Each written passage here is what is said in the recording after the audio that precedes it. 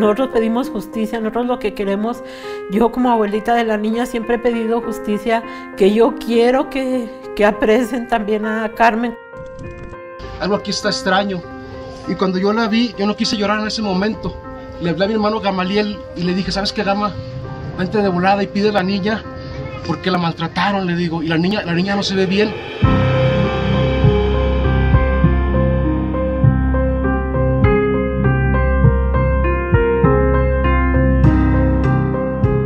Madeleine Martínez Olivas nació el 29 de junio de 2021 en Durango, México.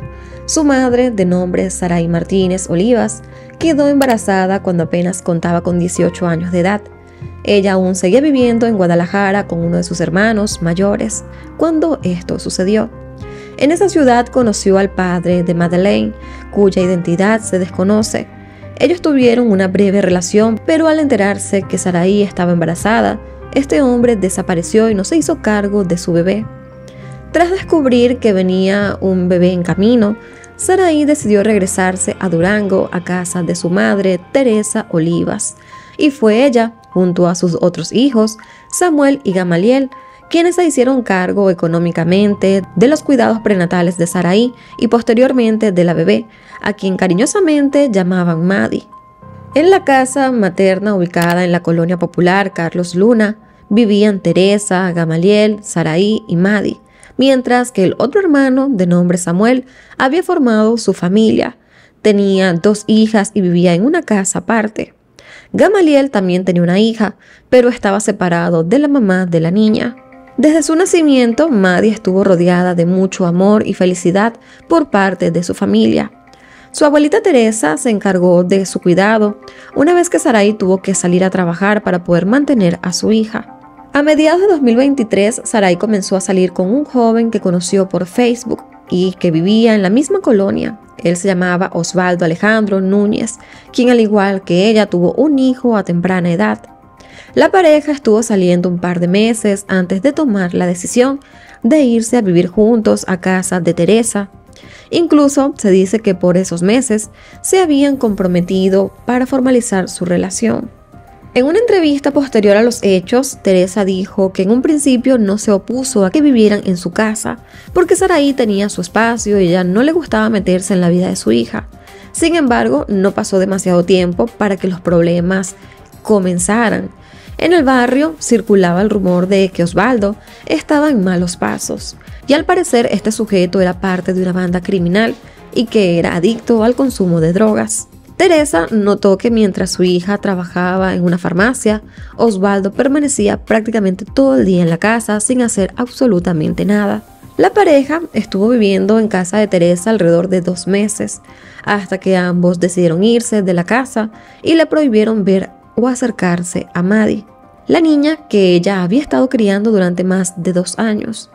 La última vez que Teresa vio a su nieta fue el 17 de diciembre de 2023, cuando Osvaldo y Saraí se la llevaron a vivir a casa de Carmen Cortés, quien vendría siendo la madre de Osvaldo, quien residía a escasas 2 cuadras de su casa. Carmen y Osvaldo son originarios de La Paz, Baja California Sur, pero tenían varios años viviendo en la colonia Carlos Luna. A pesar de que vivían en la misma zona, no lograban ver a la pequeña niña. En cuanto al momento de los hechos, el 30 de marzo de 2024, Carmen llegó al Hospital Materno Infantil de Durango con la pequeña Madi en brazos. La mujer aseguró que la niña se había caído de la cama y se había golpeado la cabeza. Al ser atendida, los médicos notaron que la niña apenas tenía pulso y tuvieron que recurrir a la reanimación y conectarla a una máquina para mantenerla con vida. Tras revisarla, pudieron determinar que la niña tenía un grave traumatismo cráneoencefálico y una inflamación cerebral.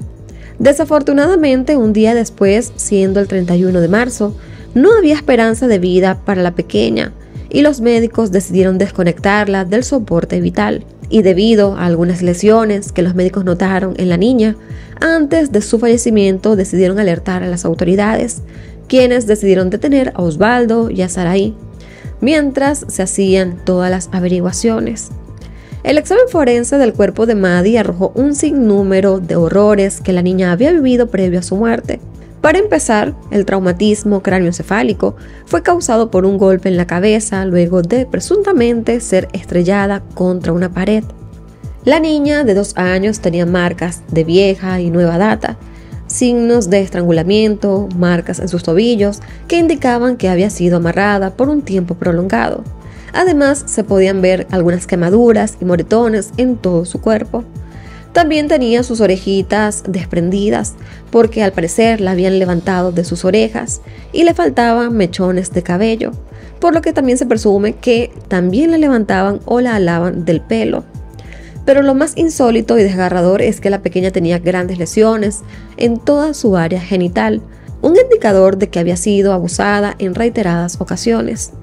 Era evidente que esta niña de solo 2 años había sido torturada y asesinada. Los 2 responsables, que ya estaban en prisión, fueron imputados formalmente el 3 de abril de 2024, 3 días después de la muerte de la menor. La noticia conmocionó a toda la comunidad de Durango. Los vecinos estaban completamente indignados por lo sucedido y acudieron a la casa donde vivían los asesinos con intenciones de linchar a la única responsable que no había sido arrestada, que en este caso era Carmen Cortés. Al parecer, una turba de personas bastante enojadas buscaba hacer algo similar en lo ocurrido solo 4 días antes en Taxco, Guerrero, cuando vecinos de la comunidad intentaron obtener justicia por sus propias manos. En este caso, linchando a una familia que secuestró y asesinó a la niña Camila Gómez, de tan solo 8 años. Como resultado del linchamiento, la madre de la familia, de nombre Ana Rosa Aguilar, terminó falleciendo. Este caso lo tenemos también en el canal. Ahora, continuando con el caso de Maddie, por alguna razón y pese a que Carmen fue la persona que llevó a la niña al hospital y que de cierta manera también mintió diciendo que Maddie se había caído de la cama, la mujer no fue detenida por la policía ni catalogada como sospechosa de la muerte de la menor. De hecho, ella estuvo durante varias horas en el hospital, haciéndose pasar por la abuela de la niña, y a su vez también le prohibía el paso de los verdaderos familiares a la habitación. Algunos medios reseñaron que Maddie fue llevada al hospital por su madre, pero se pudo comprobar que Saraí estaba en su trabajo en ese momento y que llegó poco después que le avisaron que la niña estaba en el hospital. Ya para el 4 de abril, los vecinos de la localidad llevaron a cabo una caminata y un encendido de velas para exigir justicia por el asesinato de Maddie. Las investigaciones de este caso se hicieron sorprendentemente rápido y se recabaron varios testimonios que ayudaron a poder comprobar que la pequeña Madeleine había sido víctima de abuso y maltrato infantil. Como mencioné anteriormente, Maddie vivía con Osvaldo y Saraí en casa de Carmen, y según su familia, desde que la niña se fue a vivir con esta familia, se veía cada vez más deteriorada, descuidada. En los últimos 3 meses de vida de la niña, Osvaldo no permitió que ningún miembro de la familia de Saraí viera a Maddie, pero las pocas veces que lograron verla por una razón u otra, notaron que la niña tenía algunas marcas de golpes y moretones. También se dieron cuenta que el comportamiento de Maddie era más temeroso y al mismo tiempo más agresivo. Samuel, el tío de la niña, relató cómo en una ocasión, después de tanto insistirle y pedirle a Saraí que le dejara ver a la niña, en enero de 2024 la joven aceptó y aprovechó un momento en el que Osvaldo y Carmen no estaban en la casa para dársela a uno de sus hermanos.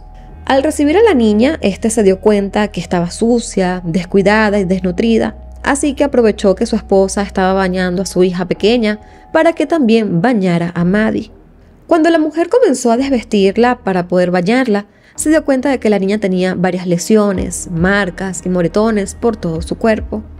Madeleine tenía heridas en su cuerpo y un mechón de cabello arrancado de un lado de su cabeza. Cuando ella le preguntó quién le había hecho eso, la niña contestó que había sido el perro de la casa de Osvaldo. También tenía otro mechón de cabello que parecía cortado con tijeras, y al cuestionarla, la niña dijo que eso se lo había hecho tu papá, es decir, Osvaldo. Asimismo, tenía una uña del pie morado y levantada, y señaló que Osvaldo la había pisado. La niña en este caso solía llamar a todos sus familiares como tu tío, tu mamá, tu papá, algo que también es bastante inusual en niños pequeños. Cuando le dicen tal persona es tu tío, los niños creen que se llama tu tío.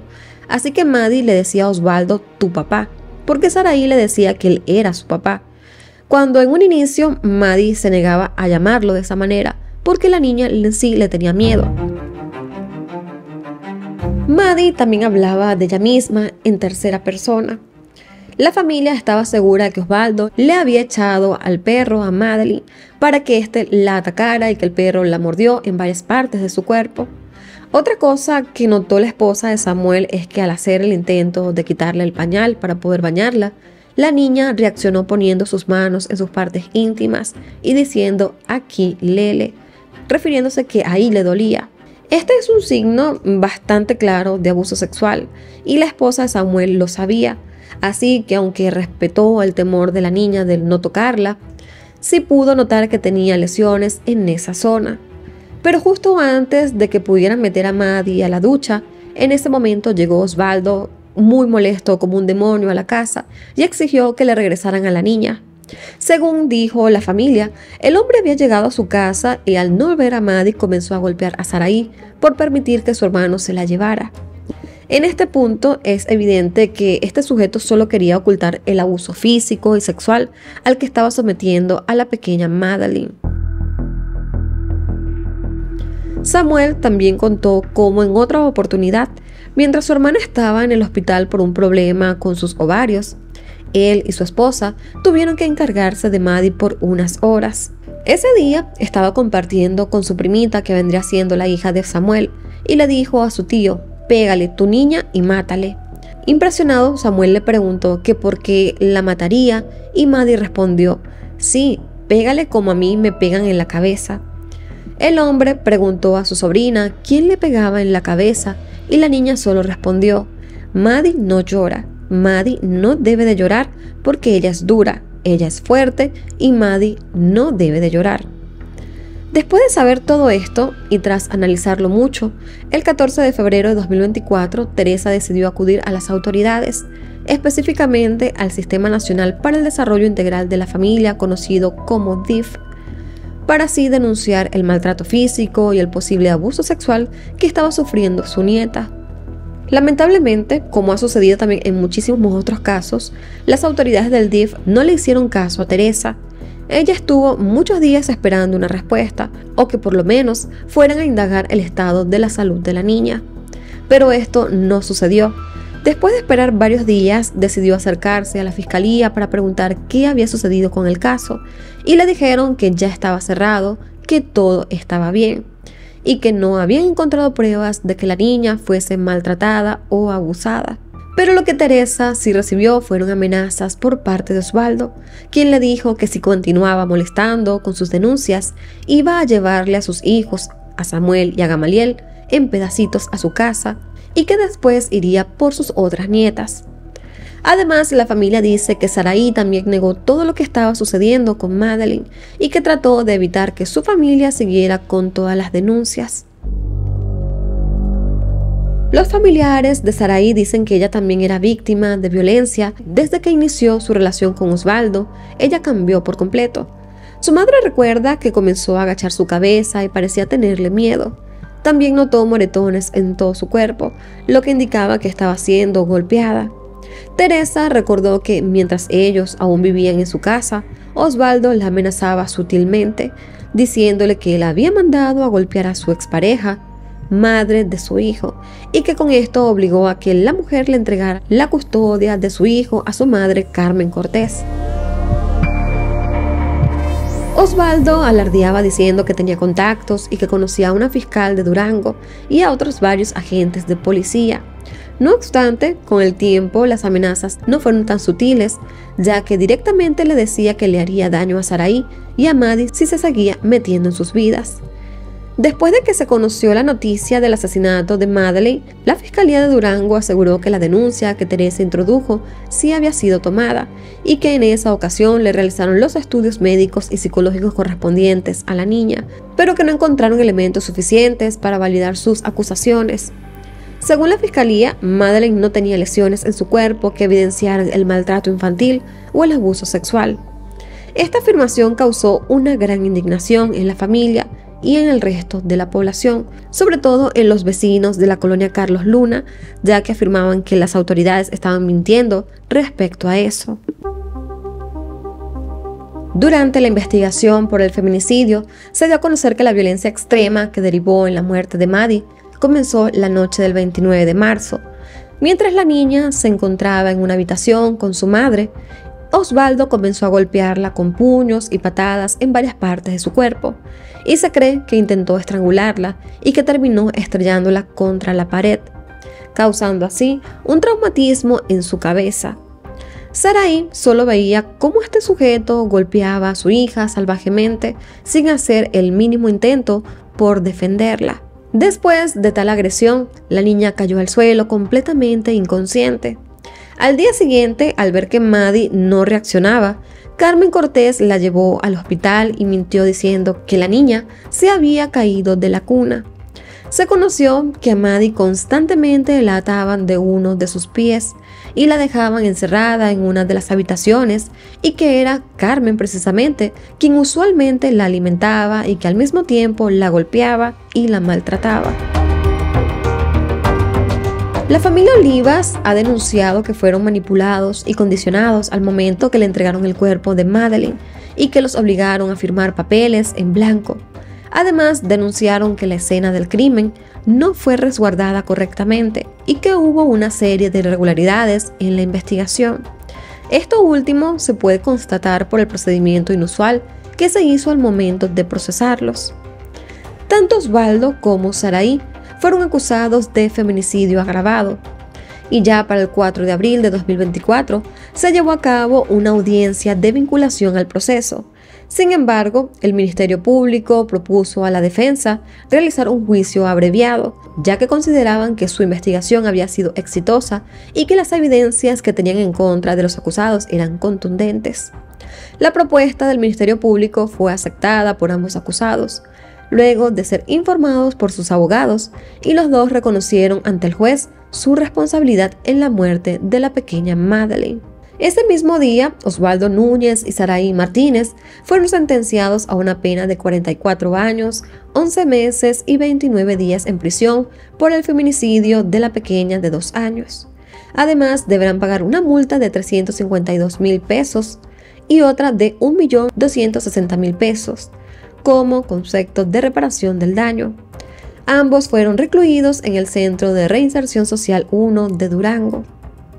Según algunos testigos, mientras escuchaban su sentencia, Osvaldo y Saraí parecían bastante serenos y no demostraron un mínimo de signo de arrepentimiento.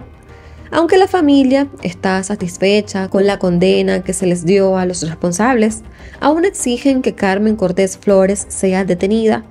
Según Teresa Olivas, Carmen fue vista por última vez el domingo 31 de marzo, antes de que Madeleine fuera desconectada del soporte vital.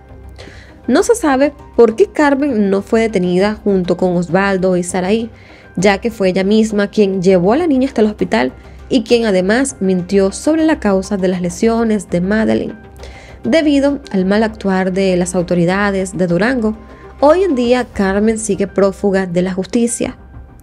Recientemente, la familia denunció que viven amenazados y amedrentados por las mismas autoridades de Durango, tras denunciar su ineficiencia en la resolución del caso de Madeleine.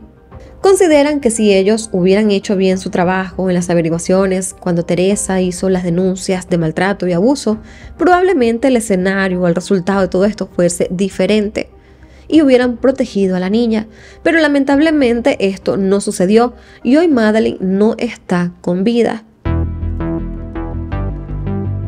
Y bueno amigos, hemos llegado al final de esta lamentable historia.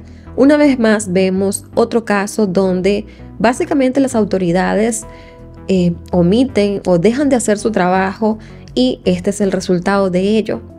Sabemos que la responsabilidad totalmente recae sobre la madre y la pareja de la madre, que fueron los que cometieron el crimen, y bueno, y también Carmen, quien está prófuga de la justicia. Pero también siento que las autoridades tienen una gran parte de responsabilidad porque fueron notificados de lo que se había visto, de lo que se cree que estaba pasando, y en su momento no hicieron nada. La realidad es que a veces digo que los funcionarios están allí de adorno, no sé realmente qué es lo que hacen, o para qué trabajan si realmente no hacen su trabajo completo o como debería ser. Hoy en día pesa, pienso yo, ante todas las autoridades la muerte de Madeleine y probablemente de cualquier otro niño que haya vivido una situación similar donde las autoridades no hayan hecho su trabajo. Un trabajo que hubiese sido bastante fácil de poder demostrar si la niña estaba siendo sometida a algún tipo de abuso y maltrato. La historia sería distinta, la niña estaría con vida y estaría probablemente con su abuela que sí la quería y que sí la cuidaba. Pero bueno amigos, en este punto me gustaría saber la opinión de ustedes. Si son de México, cuéntenos cómo fue su experiencia escuchando este caso, o si vivían cerca de la localidad, cómo lo vivieron ustedes. Antes de despedirme, los invito nuevamente a que puedan suscribirse al canal, activar la campana de notificación. Una vez que hagan esto, YouTube les estará avisando cada vez que yo suba un nuevo video y no se van a perder de las próximas investigaciones. También los invito a que nos puedan seguir en mi cuenta de Instagram, @lisbethm y @unascrónicas. En ambas cuentas suelo subir contenido que pueda informarles, que pueda también estar en un mayor contacto conmigo, porque por allá les estoy avisando cada vez que yo subo un nuevo video o algunas otras cositas que quiero compartir con ustedes. Sin más que agregar, nos vemos hasta el próximo video. Bye bye.